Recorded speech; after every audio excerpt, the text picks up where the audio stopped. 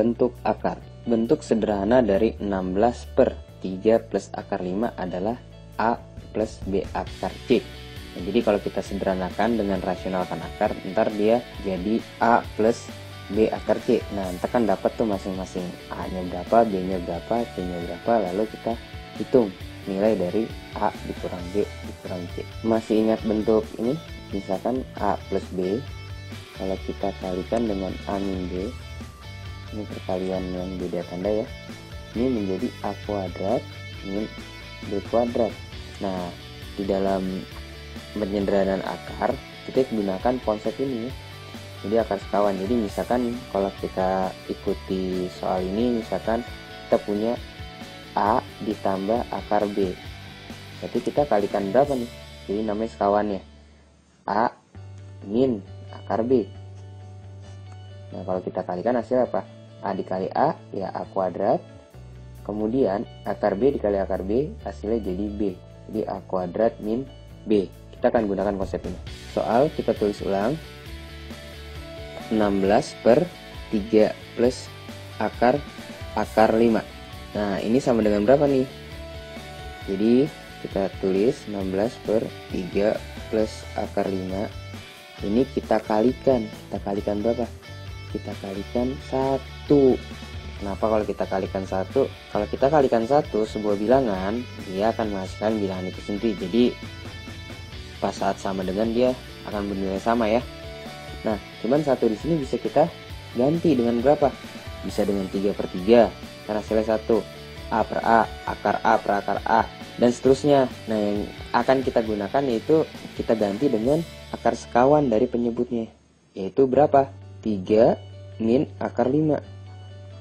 Nah, berarti atas juga 3 min akar 5.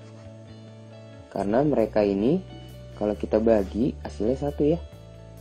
Fokus kita sih di bawah aja. Berapa nih kalau kita kalikan?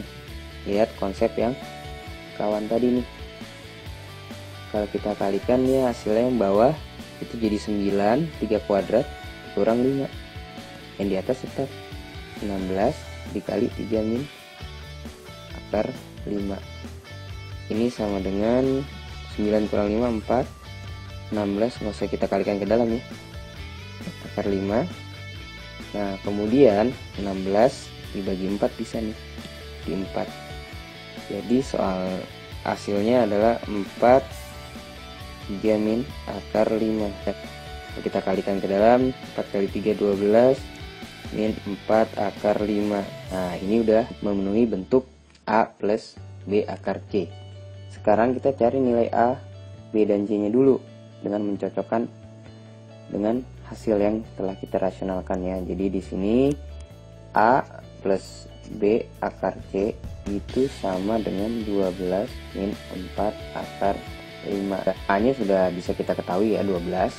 C nya juga 5. Nah, B nya berapa nih?